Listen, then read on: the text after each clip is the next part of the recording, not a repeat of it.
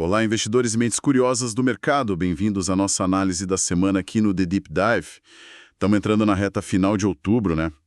E isso significa que, aquele aporte mensal de R$ 1.000 está chegando, hora de afiar as estratégias. E para ajudar nessa missão, hoje vamos mergulhar fundo nas informações, nas percepções mais quentes que a gente pensou das fontes em vídeo que foram compartilhadas. O foco é destilar o essencial sobre a empresa-chave, o cenário atual, buscar clareza para as decisões de investimento. Ok, vamos nessa. Começando pelas gigantes da tecnologia. Vamos falar de Apple. A Apple, sempre interessante, né? Pois é. A Apple continua naquela dança complexa com a China. Mesmo com as tensões comerciais, vimos o Tim Cook por lá, os investimentos continuam. Sim, e tem o iPhone 17 no radar, né? Até subsídios locais impulsionando vendas dos modelos mais básicos. Olha só. Exato. E, ao mesmo tempo, aquela diversificação da produção segue firme. Índia, Vietnã, ganhando mais espaço para fugir das tarifas americanas. É um equilíbrio delicado, né? Manter as vendas lá na China, que são enormes, e, ao mesmo tempo, mitigar os riscos geopolíticos. Uma ginástica. Em termos de produto, tivemos anúncios de novos Macs, iPads, o Vision Pro, todos com chip M5. Que é voltado para o consumidor, né? Não é aquele chip para treinar IA pesada como os da NVIDIA, por exemplo. Isso, mas a Apple tem a Apple Intelligence, rodando nesses chips e em servidores dedicados. É a aposta deles em IA, mas mais integrada ao dia a dia, parece. Uhum. E falando em novas frentes, esse interesse na Fórmula 1 para o Apple TV Plus chamou a atenção, né? Ah, sim. Uns 140 milhões de dólares por ano, né? Pelos direitos nos Estados Unidos. Exato. A visão parece ser transformar a experiência de assistir esportes. É uma aposta de longo prazo. Eles já têm MLS, MLB. Bem a cara da Apple, né? Criar a experiência completa, controlada. Mesmo que demore, eles veem a F1 ainda como barata nos Estados Unidos, apesar do valor ter subido. E aquela comparação eterna com a NVIDIA. As fontes mostram analistas bem divididos. Pois é, alguns veem a Apple como oportunidade talvez meio descontada, sabe? Um gigante com potencial de recuperação. Um catch-up, como disseram. Enquanto outros ainda preferem a NVIDIA, claro. Exato. Mas também destacaram a força da base instalada da Apple, os serviços que não param de crescer, a inovação focada na experiência. Mesmo com algum ceticismo sobre a história de IA deles. É fascinante essa estratégia dupla da Apple, manter o pé na China e, ao mesmo tempo, diversificar para outros países asiáticos. É uma aula de gestão de risco, né? Com certeza. E essa aposta em esportes, como você disse, é sobre criar uma experiência premium controlada pela tecnologia deles, é diferente da mídia tradicional. E no debate com a NVIDIA, a força da Apple não é só o chip, mas como ele se integra, né? iOS, macOS, serviços. A IA deles é mais sobre o ecossistema. Perfeito. E sobre a NVIDIA, então? Não tem dúvida, os retornos foram espetaculares para os acionistas. Nossa, quem pegou, pegou bem. Só que a percepção geral nas fontes é que talvez o superciclo de IA já esteja bem refletido no preço atual das ações. Sabe? Faz sentido. As expectativas estão altíssimas. A questão das tensões com a China também parece já meio que precificada, né? Eles têm pouca exposição direta de vendas para lá agora e também estão diversificando a produção, assim como a Apple. Uhum. Agora, a Amazon. Tivemos aquela interrupção recente da AWS, lembra? Lembro, deu um susto. Mas o mercado... Pois é, parece que o mercado nem ligou muito, as ações até subiram um pouquinho depois. Um analista comentou que o foco não é evitar 100% as interrupções, isso acontece, mas sim a rapidez na recuperação e o investimento contínuo. Entendo. Mas o debate maior na AWS é sobre o crescimento, né? Ainda é a maior nuvem, disparado, mas está crescendo mais devagar que a Azure da Microsoft e o Google Cloud. Exato. Existe essa preocupação com perda de market share.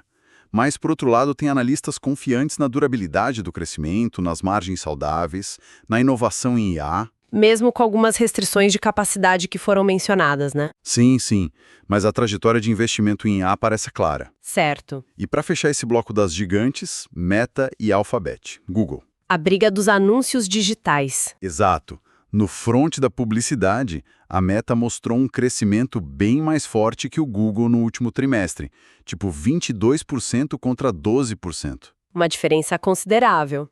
Pode diminuir, claro, mas a Meta ainda está acelerando mais. Sim. E a ameaça futura que paira sobre as duas, mas talvez mais sobre o Google, é a potencial entrada da OpenAI no mercado de anúncios. Ainda não aconteceu, mas... Fica no radar, né? Pode mexer bastante com o jogo, principalmente para o modelo de busca do Google. Com certeza. E claro, ambas continuam investindo pesado em infraestrutura de IA para atender a demanda das empresas. Sim, contratos de longo prazo sendo fechados. Um ponto que gerou alguma dúvida foi a notícia de demissões na área de IA da Meta.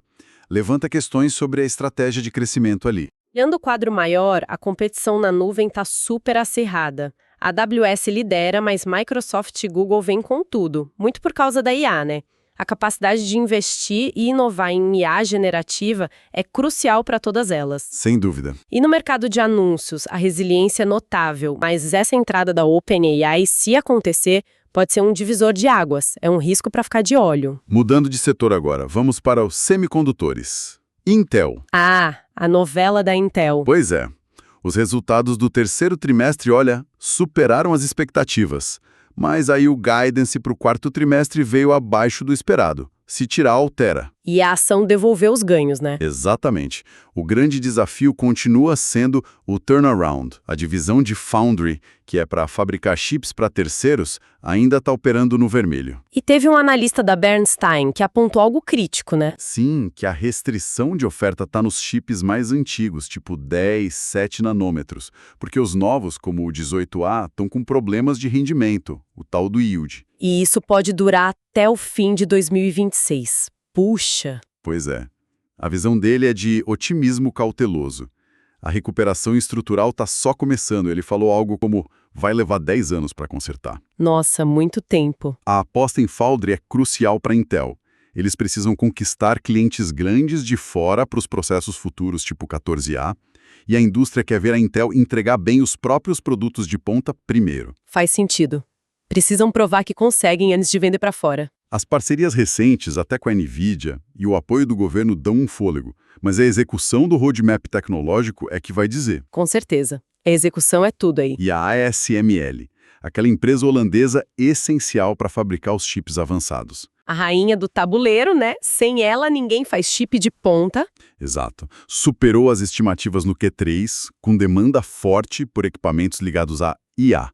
Mas tem a questão da China, né? As restrições de exportação dos Estados Unidos. Sim, as ordens da China caíram.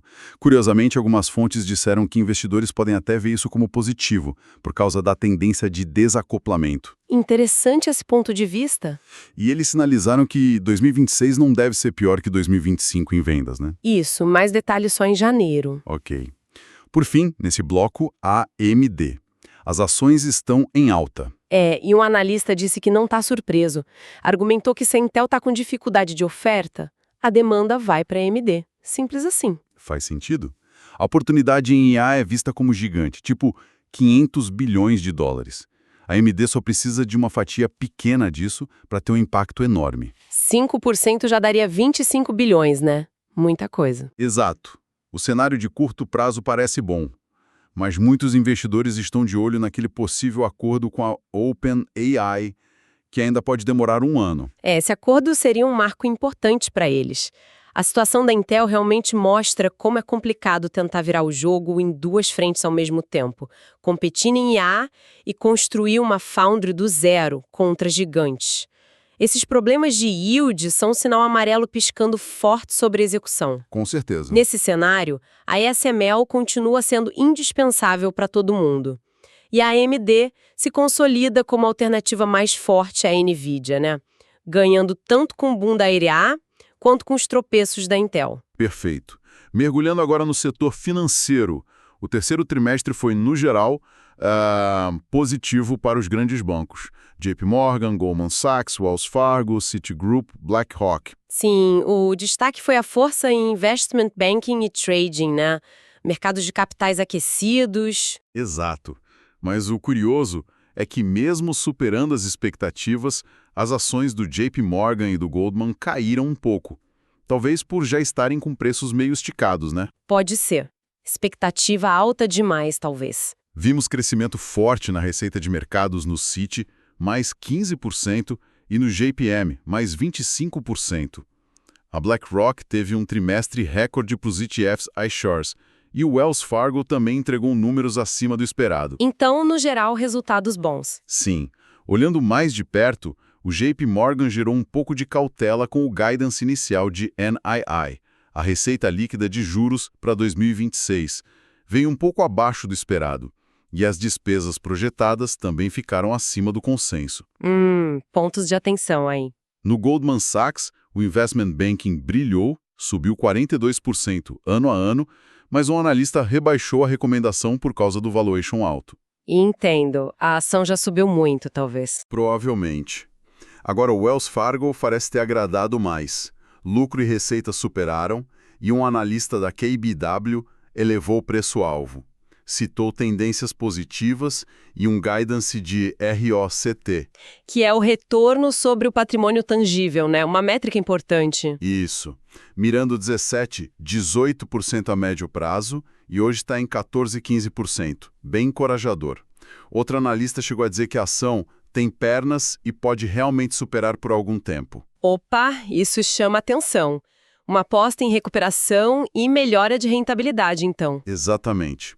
Os temas comuns nas discussões foram mercado de capitais forte, resiliência do consumidor de alta renda, mas também preocupações com custos, NAI futuro, valuations e os riscos macro, né? Desaceleração, shutdown. E a cautela do Jamie Dimon do JPM, que sempre repercute bastante. Sempre. Essa análise dos bancos mostra essa tensão, né? Resultados trimestrais fortes, puxados pelo mercado de capitais, mas com uma sombra de preocupação macro e valuations que já refletem muito otimismo. Exato. E a questão do consumidor é chave. A força da alta renda está segurando as pontas agora. Mas se a base da pirâmide enfraquecer mais, isso pode trazer problemas para os bancos e para a economia como um todo, né? Sem dúvida. É um ponto delicado. Vamos acelerar agora para o setor automotivo. GM. GM surpreendeu positivamente, né? Sim. Resultados mistos no trimestre, mas o que mexeu mesmo com a ação foi o aumento forte no guidance anual. As ações dispararam mais de 10%. Uau! Eles também parecem estar lidando melhor que o esperado com as tarifas. Otimismo sobre mitigação, onshoring, trazer produção de volta. O CEO até disse que as margens poderiam ser 3 pontos percentuais maiores sem as tarifas. Nossa, um impacto grande. As vendas nos Estados Unidos foram bem puxadas por caminhonetes e SUVs a gasolina. As vendas de elétricos bateram recorde no Q3. Mas isso foi antes do fim dos créditos fiscais, né? Exatamente. A expectativa agora é de uma desaceleração forte na demanda por EVs. Tanto que a GM fez uma baixa contábil bilionária ligada a isso. Admitiram que a adoção vai ser mais lenta. Uma reavaliação importante da estratégia de EVs, então. Total. A estratégia agora parece ser usar essa pausa para melhorar a bateria, reduzir custo, preparar para quando o consumidor estiver pronto. Até a fábrica de Orion vai mudar de EV para motor a combustão. Uma mudança e tanto, e a Ford? A Ford superou as estimativas no Q3, mas a notícia principal foi o impacto daquele incêndio na planta de alumínio da Novelis. Ah, sim, isso foi sério. Vai reduzir o lucro operacional ajustado de 2025 em até 2 bilhões de dólares. Afeta o fluxo de caixa também. Isso levou a um corte no guidance anual. Complicado. Para compensar, eles planejam aumentar a produção das caminhonetes F-150 e Super Duty e pausaram a produção da F-150 elétrica para priorizar gás e híbrido. Também ajustando a rota dos EVs. E a Tesla? A Tesla. Entregas fortes no Q3, como esperado, ajudadas pelo fim do crédito fiscal. Mas as fontes trouxeram visões, bem cautelosas sobre a demanda futura por EVs. O que disseram. Analistas como Ross Gerber e Seth Goldstein prevêem queda nas vendas em 2026. Argumentam que o fim dos créditos e a concorrência à combustão vão pesar mais que os novos modelos mais baratos. Faz sentido. O Gerber chegou a ser bem crítico. Disse que esses modelos mais baratos são carros piores por preços menores. Direto ao ponto. O otimismo agora parece migrar com força para a tese de IA e robótica. O analista Dan Ives, por exemplo, ele vê a demanda de carros estabilizando, mas aposta que o valor real vem do capítulo dourado da autonomia e dos robôs óptimos. A famosa tese de que Tesla não é só uma montadora, né? Exatamente. Ele projeta que isso poderia dobrar o valor da ação em 12, 18 meses. Fala de rede de robotáxis ameaçando o Uber, robôs domésticos em poucos anos. Uma visão bem futurista. E ele defende o Musk e acha que o pacote de pagamento passa? Sim, acha essencial e que vai ser aprovado. Mas o ceticismo também é forte, viu? Imagino. O Ross Gerber duvida que o FSD Vision Only funcione logo.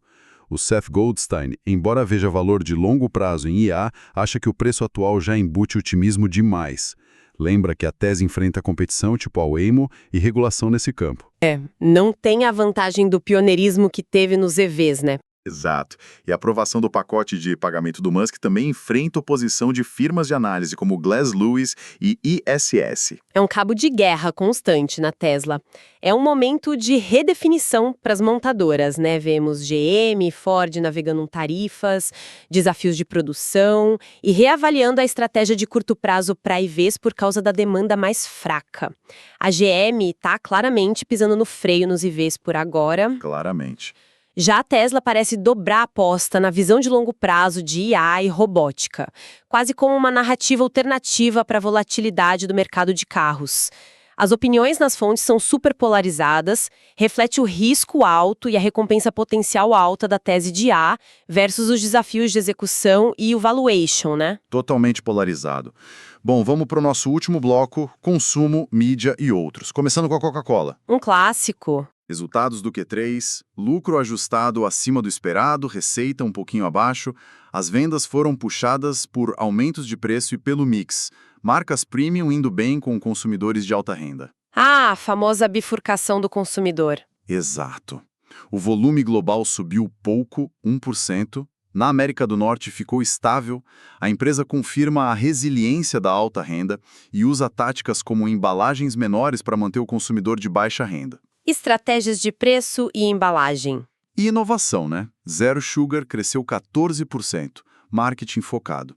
E o investimento em laticínios como Fairlife está pegando fogo, segundo eles. Interessante esse foco em laticínios de valor agregado. A PepsiCo foi mencionada rapidinho no mesmo contexto da Coca sobre a pressão inflacionária no consumidor de baixa renda. Nada muito específico. Ok. E a Netflix? Agora, Netflix, o Q3 trouxe uma surpresa negativa. Lucro por ação abaixo do esperado e receita um tiquinho aquém. O que aconteceu? A causa principal foi uma disputa fiscal inesperada no Brasil. Isso impactou a margem operacional e levou a uma redução na previsão de margem para 2025. As ações caíram no after hours. Puxa, um fator externo pesando. Pois é, mas, em contraste com os números financeiros, as métricas de engajamento foram muito fortes, impulsionadas por grandes lançamentos tipo Squid Game e Wednesday. O engajamento é a chave para eles, né? Para monetizar, para justificar preço. Com certeza.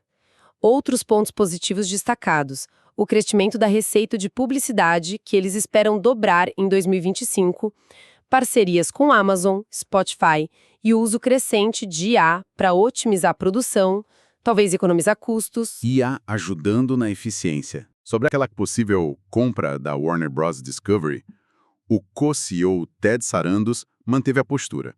Netflix prefere construir a comprar. Mas admitiu o valor do IP da WBD.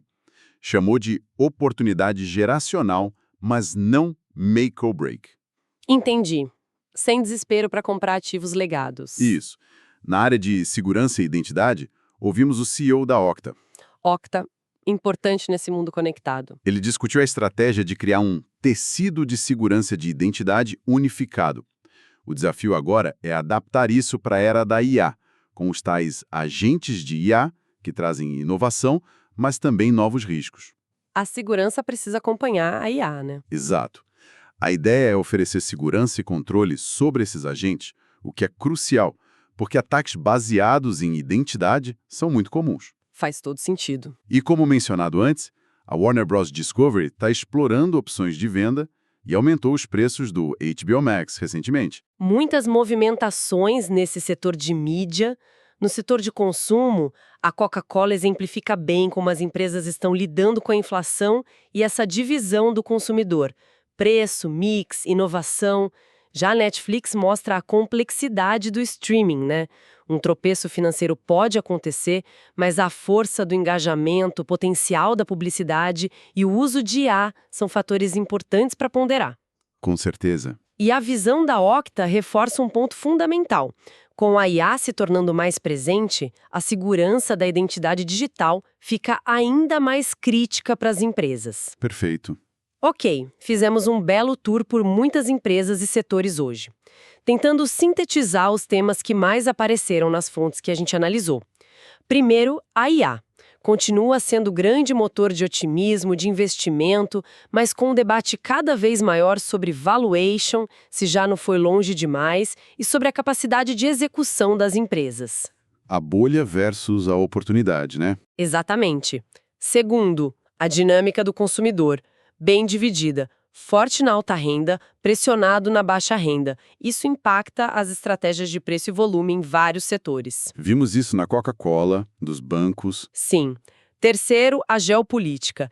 A China continua ali, influenciando cadeias de suprimento, decisões corporativas. Vimos na Apple, Nvidia, Intel, até nas tarifas automotivas. É um pano de fundo constante. E quarto, o mercado de EVs.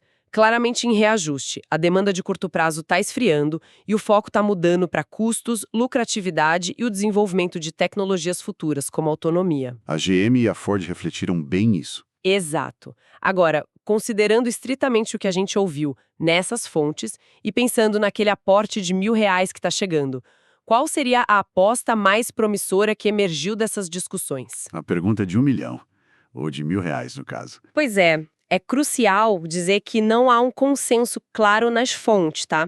Mas algumas teses tiveram argumentos fortes.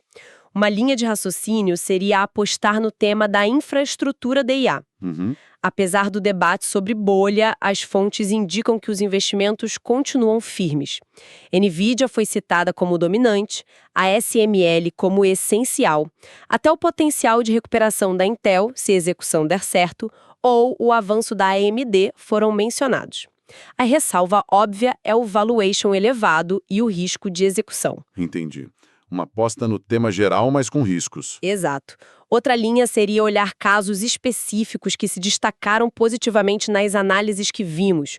O Wells Fargo foi um deles. Aquele que pode superar por algum tempo? Esse mesmo. Múltiplas menções à melhora nos fundamentos, guidance e animador de rentabilidade, o ROCT, e essa visão de analistas de que pode ter um bom desempenho. O critério aqui seria apostar na recuperação e na melhora da rentabilidade, vindo de uma base talvez mais baixa. Uma aposta mais fundamentalista, talvez. Isso. E o outro caso, bem mais arrojado, seria a visão otimista sobre a Tesla, baseada naquela tese de longo prazo em IA e robótica defendida pelo Dan Ives, que vê potencial para ação dobra. A aposta na disrupção total. Exatamente. O critério seria apostar nesse potencial disruptivo massivo, olhando além do negócio de carros elétricos de curto prazo. Mas, e isso é fundamental, tem que pesar isso contra as fortes visões céticas que também apareceram nas fontes. Os riscos de execução, competição, valuation esticado. Todos eles. A escolha entre essas opções, claro, depende muito do perfil de risco de cada um e do horizonte de investimento. E, repetindo, essa análise reflete estritamente as opiniões que encontramos nas fontes que exploramos hoje. Perfeito. Então, fica claro que o cenário é complexo, multifacetado. IA gerando euforia e dúvidas ao mesmo tempo, o consumidor mandando sinais mistos, a geopolítica sempre ali. É muita variável para colocar na conta. Com certeza. E, para nossa reflexão final, antes do próximo aporte, diante dessa divergência toda de visões, especialmente em IA e EVs, qual o caminho seguir? Apostar nas narrativas transformadoras de longo prazo, mesmo com riscos e incertezas altos, como talvez a da Tesla em IA, ou buscar a solidez dos fundamentos, a recuperação gradual, a resiliência comprovada, como talvez no Wells Fargo ou na própria Apple. como encontrar o equilíbrio certo entre a disrupção futura e a realidade presente. Fica aí a pergunta para cada investidor pensar. Uma ótima pergunta para encerrar. Foi um prazer analisar essas informações com vocês hoje. Até a próxima, investidores do futuro.